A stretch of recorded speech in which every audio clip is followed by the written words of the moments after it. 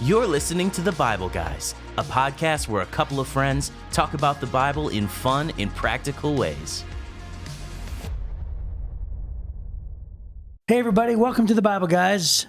We are excited today. It's good to be here. Yes, and we are continuing with the story of Moses. Yes, and we are amazed that you came back after yesterday's episode. I'm so sorry. And by the way, if you missed yesterday's episode, I highly recommend that you at least watch it or listen to it because it was a very unusual. We laughed a lot yesterday. Yeah, we did. Yes. So, all right. Well, today, before we get into Moses, we have a segment called Would You Rather, which I like these, don't you? Yes. Because it just gives us a choice, and we just have to pick one, whatever our preferences are. We've already done Would You Rather, didn't we? Oh, did we? Yeah, we did Would You Rather yesterday. Oh, my bad. Yeah. I think it's who's most likely? That's Who's correct. most likely? That's correct. I just said it wrong. Okay. So I had to scroll down further. So who's most likely? Here we go. Ready? Who's most likely to survive a zombie apocalypse? Me. It's definitely me. you. It's Me, definitely I'm the you. one. Yep. And because why? You have weaponry. Yes, I have way more weaponry than you do. Yes, I have zero weaponry. Yep. I have my kitchen steak knives. Yes. My daughter wanted to date a guy. He's a good guy. Yeah. But I didn't know him. And I said, hey, I have to meet him or he can't date you. And so she finally opens the door. I had just come back from my place where I hunt. I had sighted in all my guns. So my whole table was covered in guns when he walked in, all hunting guns. I was cleaning them. And I said, sit down, John. Let me ask you, what are your intents with my daughter? He's all intimidated. And then I told him, I said, I just need you to know I'm not afraid to go back to prison. I got a whole table full of weapons. So funny. Yeah. So That's great. I think I would survive the apocalypse. You didn't even plan. I didn't know it was happening. Right. It was totally a random thing. It was like a gift. It was a gift from heaven. It was a gift from heaven when he walked in. So that's so great. Yeah. All right. So number 2, who's most likely to talk to animals if they could understand them? You. Me. Definitely you. Yeah. Why is that? Because you already talk to animals and you can't understand them.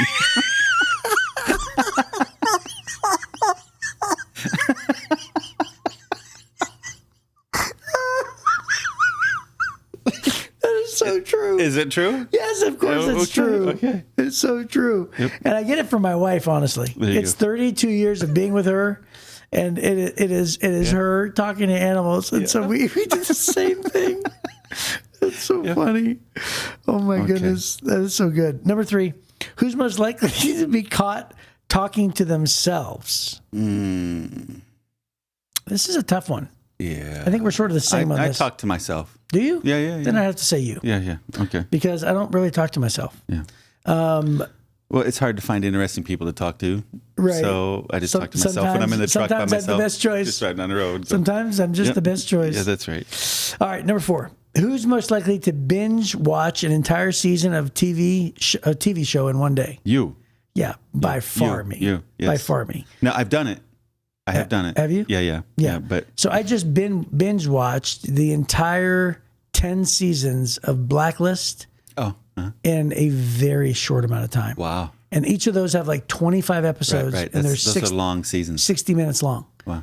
And I got from we'll put it to you this way. I started it when you and Chad mentioned it. Oh wow, yeah. So I mean, 2 months ago. 2 months ago, yeah. Wow. I just burned through them. Yeah. And so yeah, for sure.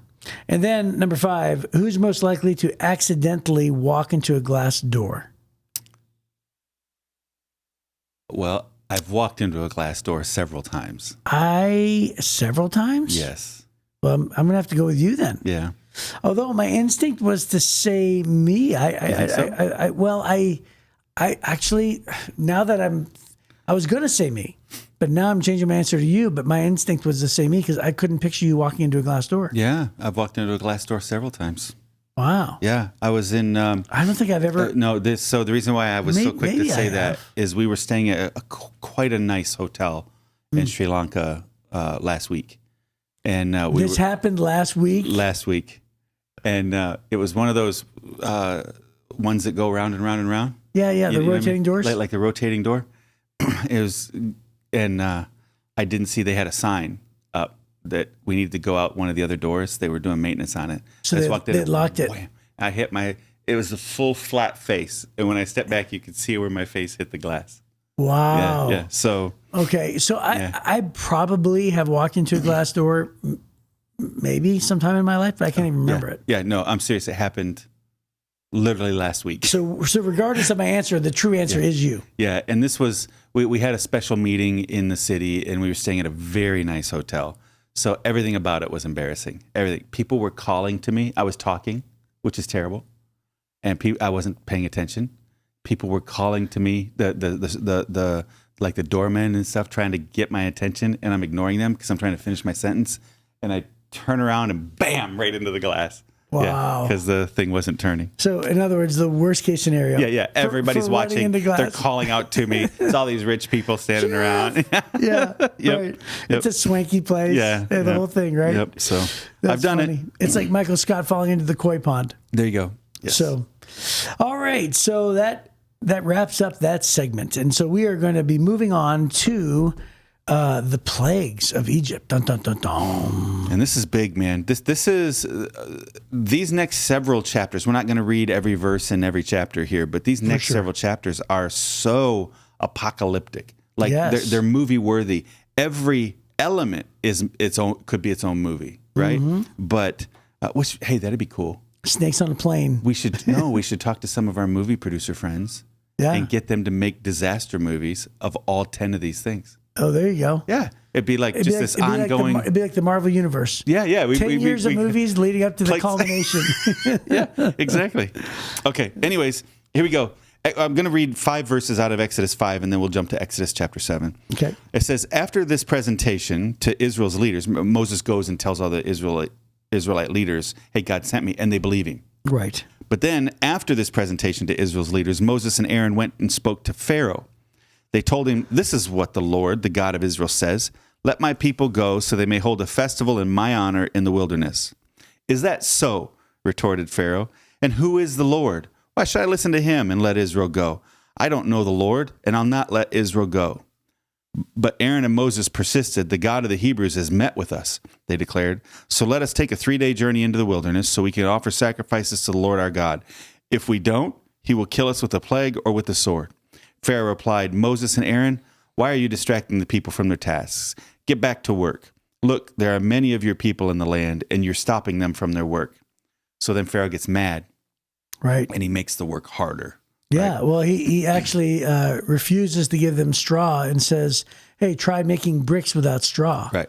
And so they back which then, is a binding agent, right? Right, the binding, the binder. Mm-hmm. And so they had to make bricks without straw, and then, therefore, what he was really trying to do is he was trying to get the people to turn on Moses. Right.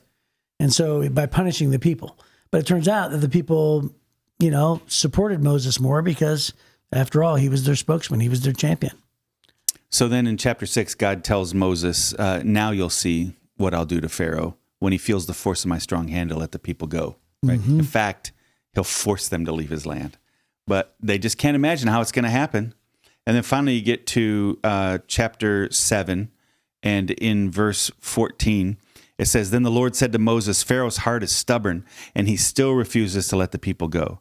So go to Pharaoh in the morning as he goes down to the river and stand on the bank of the Nile and meet him there. Be sure to take along the staff that turned into a snake, and then announce to him, The Lord, the God of the Hebrews, has sent me to tell you, let my people go so they can worship me in the wilderness. Until now, you've refused to listen to him. So this is what the Lord says. I will show you that I am the Lord. Look, I will strike the water of the Nile with this staff in my hand, and the river will turn to blood. The fish in it will die, and the river will stink. The Egyptians will not be able to drink any water from the Nile. Then the Lord said to Moses, Tell Aaron, take your staff and raise your hand over the waters of Egypt, all at its rivers and canals and ponds and all the reservoirs. Turn all the water to blood. Everywhere in Egypt, the water will turn to blood, even the water stored in wooden bowls and stone pots. So Moses and Aaron did just as the Lord commanded them, and as Pharaoh and all of his officials watched, Aaron raised his staff and struck the water of the Nile. Suddenly, the whole river turned to blood. The fish in the river died, and the water became so foul that the Egyptians couldn't drink it. There was blood everywhere throughout the land of Egypt. But again, the magicians of Egypt used their magic, and they too turned water into blood. So Pharaoh's heart remained hard. He refused to listen to Moses and Aaron, just as the Lord had predicted. Pharaoh returned to his palace and put the whole thing out of his mind. Then all the Egyptians dug along the riverbank to find drinking water, for they couldn't drink the water from the Nile. 7 days passed from the time the Lord struck the Nile.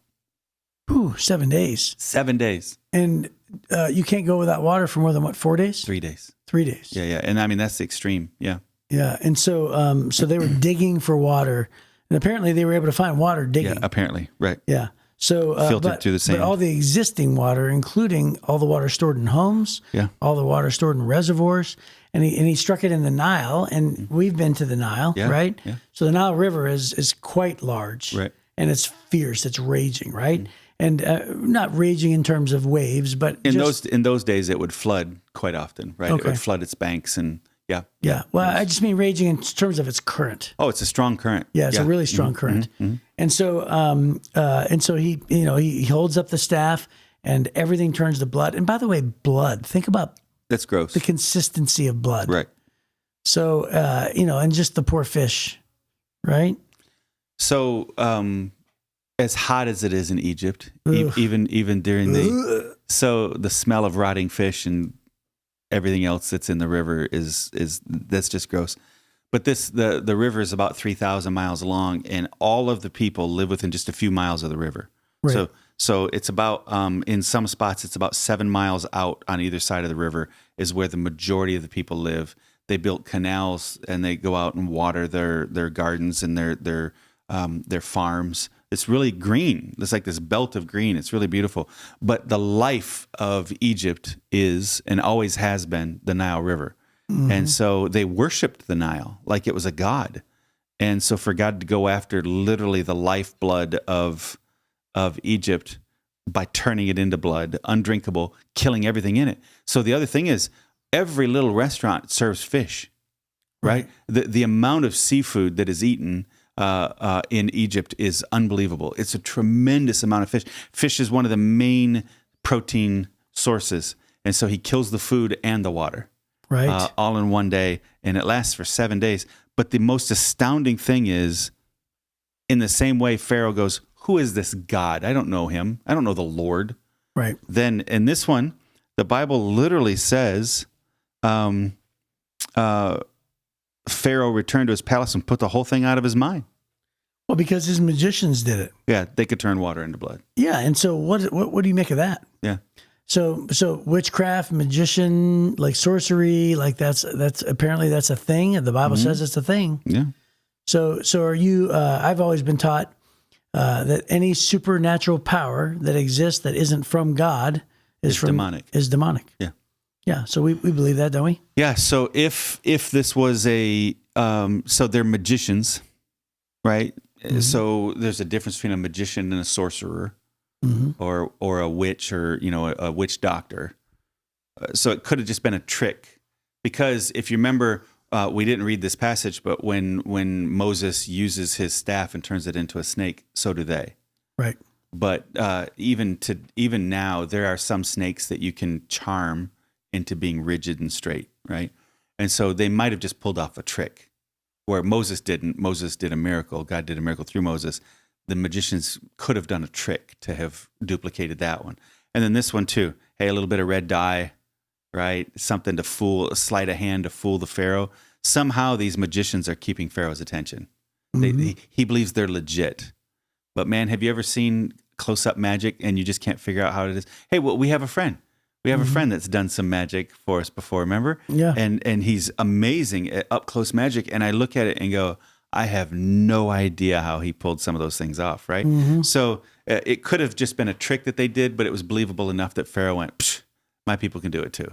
Yeah, and I didn't believe it. I've had people in my house for a birthday party for my daughter, a friend of mine, and he did up-close magic right in front of my face. And I was a foot from him, like examining the trick. Right. And I said, I have no idea how you did that. Right. Then he explained it to me, and I was like, oh, now I get it. Mm-hmm. But yeah, it's pretty amazing how you can fool somebody. Yeah, so it could have been a trick, but on the other hand, it could have been full-blown evil miracle, right? That a demon did. I know, a lot of the work that I've done around the world, especially in Africa, I've known witch doctors that have become Christians. And those witch doctors have articulated that, some of that power is very real. One witch doctor, he could make it thunder, right? And he said it was demons that would do it. So, it could have been either way, but Pharaoh was thoroughly unimpressed. Right. which is unbelievable to me. Yeah. Well, I mean, obviously the magicians weren't able to pull off something as extravagant as what Moses did. Right. But just the fact that it at least could exist. And think about the stakes. The stakes were so high. Again, I mean, if it's estimated, most scholars believe that the Egyptians or the Hebrews were, maybe up to 1 million people. Yeah. Imagine if you had a slave working force of 1 million people. Like, what can that group of people do? And the answer is they could do anything, right? They could build the pyramids.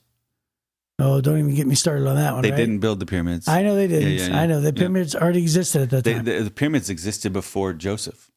Yeah. The pyramids existed before Jacob showed up. I only say that. I only made a joke because people think aliens built the pyramids. Yeah, that's right. There's no way that you can, over a 45-degree angle, move 3 tons with a lever. And yeah, that's just. I'm not saying it was aliens, but right. So anyway, so this idea that not only does he do a plague of blood, but then he goes on because Pharaoh hardens his heart. Pharaoh says no, he refuses. And then what happens is they go through a plague of frogs next. And it says so many frogs infested everything. They were in their houses, in their beds, everywhere. And then they began to die. The frogs? The frogs do. And it says that the Egyptians piled them into great heaps, and the terrible stench filled the land. Ugh. And then after that was a plague of gnats. Right. Can you even imagine gnats? Just raise your staff and strike the ground, and the dust will turn into swarms of gnats throughout the land of Egypt. Ugh. And then it says there's a plague of flies. Yeah, and it said it covered everyone, people and animals alike. Ugh. And by the way, last night we had 1 fly in my house. We were watching TV. We had 1 fly, and it was the worst. And I'm just like, get the fly away. Yeah. Can you imagine a plague of them? Where they're just all over you? Did you ever see an animal that covered with so many flies? Oh, yeah. And it just sort of surrenders to it? Especially the biting flies. Ugh. Right? So there's a difference between gnats and flies, unless the flies were biting flies or some kind of a, right? So gnats and flies seem like it's the same plague almost, unless, so the one is a harassing thing. The other one, I'm going to bet these were the biting flies because I've been bit by so many flies in Egypt. Yeah. So I'm going to bet that's what that was. And then it's a plague of livestock. Yeah. Where he actually struck the livestock, donkeys, camels, cattle, sheep, goats with a deadly plague.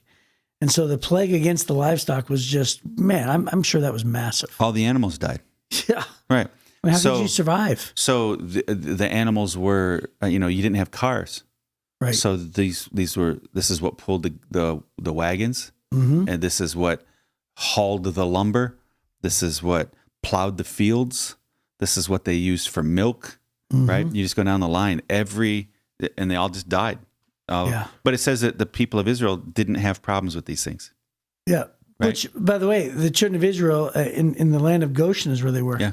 They even the darkness, which we're about to see, didn't affect their city, which is amazing. And the people didn't lose a single animal.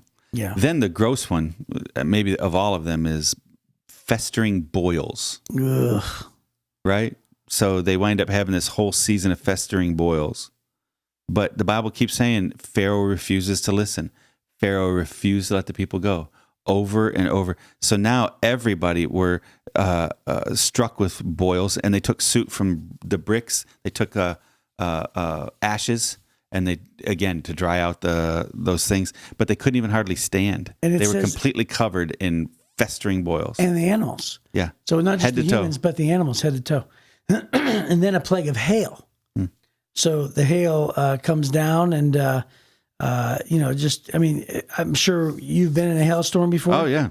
But hail covering the land of Egypt, and not the Egyptian or not the Hebrews. So that's pretty weird. And then and it wipes out almost all the fields, livestock in the fields. Right, is what it winds up destroying. So food, all those things. And then a plague of locusts. Mm-hmm. And that's got to be probably even just as bad as the gnats and the flies. So what wasn't destroyed by the It says all the flax and barley were ruined by the hail, right? Because it was that time of the year. But then whatever wasn't wiped out by the hail, the locusts came and just cleaned right down to the ground. Wow. Right? Then it says the plague of darkness. And this is where, this one amazes me the most, because it says darkness covered the entire land of Egypt for 3 days. And during that time, the people could not see each other. No one moved. For 3 days, no one moved. Right. But he says, but there was light as usual where the people of Israel lived. Right. Are you kidding me? Which means, like, if you live in their city, you look up and there's the sun and you're just la, la, la. And then you leave the city, you go to where the Egyptians lived, and there's complete and utter darkness. And it says, for 3 days. It says so dark that you can't see another person in front of you. Right. That's incredible. Just pure blackness. So a couple of these times now, at the end of them, what Pharaoh would do is call Moses back and go, okay, God got my attention. Go ahead. You guys can go. And then after the plague stopped, then the Bible said that God would harden Pharaoh's heart. Pharaoh would change his mind, go, no, never mind. It's over now. You can't go. And so here's another one where finally darkness is this way. And Pharaoh in verse 24 there in chapter 10 says, go and worship the Lord, but leave your flocks and herds here. You can even take your little kids with you, but leave your stuff. And Moses goes, nope, we have to take all of it, and you need to provide more.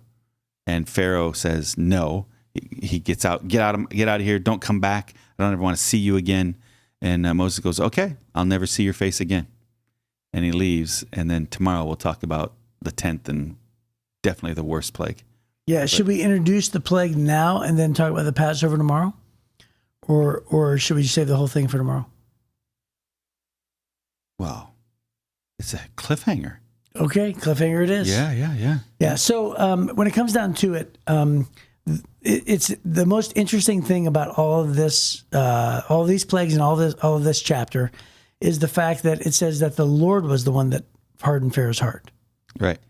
And that always confused me because, it's one thing for Pharaoh to say no and then for God to keep on doing these plagues. But it's another thing for, Pharaoh to say yes, and then the Lord is the one who hardened Pharaoh's heart once again. And so I have to believe that God did this for a reason, that, to convince the entire nation instead of convincing one man. Right. Right. To demonstrate to the nation that the Lord is God. Maybe they had to go through all of those things in order to, understand that. Maybe for the children of Israel to see God work on their behalf. Yeah. After being enslaved for 400 years, not just one thing, not just two things, but thing after thing after thing after thing, just to let the children of Israel know how much they are valued. How, again, just experiencing the fact that everybody's in darkness and you're in light, to understand that you're favored. Right. To understand that you're seen, that you're heard, that you're valued, that you're loved. Maybe God did this as an affirming message over and over and over for the years that they've cried out in bondage and cried out in pain, because they were probably convinced at that point that God would have never showed up. Right. So God shows up in a big way, demonstrating his love and his, value of them over and over and over. Yeah, this hardening of Pharaoh's heart, people point to this often, that, God was unfair, that Pharaoh didn't have a choice. What I can tell you is at the very beginning, when Moses first goes and gives Pharaoh an opportunity, Pharaoh goes, who's this God you're talking about? Mm-hmm. Right? Pharaoh was familiar with tons of gods, and he knew that they were all fraudulent. Right? He was a god, for crying out loud. Right? The people viewed him as a god. And so he's like, your God's no more powerful than anybody else's God. Right? That's how he was. So in that moment, God didn't harden Pharaoh's heart. Pharaoh was cynical. He lifted himself up. Who's this God that I should obey him? I'm a God too, right? And God didn't harden his heart there. What God decided to do is, okay, with that kind of response, this is going to be really rough for you. And every time Pharaoh's about ready to change his mind, God didn't let him change his mind, right? Through that whole thing, because God was going after the 10 of the major gods of Egypt at the time: the Nile River, blood, the sun. Literally, the sun is the most important god. Yeah, Ra. Right, and that's the last one. Is there's no darkness. Frogs, all these things. So he's going after weather. So he goes after all these gods, and I think that you're seeing God harden his heart after the fact, not at the beginning. So Pharaoh's heart was hard And God just didn't let him change his mind from that point on. I said, buddy, you're going to take 10 really big beatings here. Right. So the 10 beatings were, you want me to show you how I'm better than every single God that you know? That's right. So you made your bed, now you're going to lie in it. That's kind of the thing. So it's not that God hardened his heart at the beginning. He decided he was a God and that he didn't have to listen to the God of the universe. And then from there, God was like, okay, I'm not going to let you change your mind for 10 more plagues. Then you're going to change your mind, right? And, I think sometimes we go through some stuff. Sometimes God will go, okay, hey, if that's the choice you're going to make, I'm going to let you live with that choice for a while. Now, eventually, he ends it. Even God's grace extends to Pharaoh at this point and ends all these horrible things. But, there are consequences to our decisions, and God will let us live with our consequences. Yeah. And that's a tough one. Well, that's a good cliffhanger. And so we will talk about the 10th plague the next time on The Bible Guys.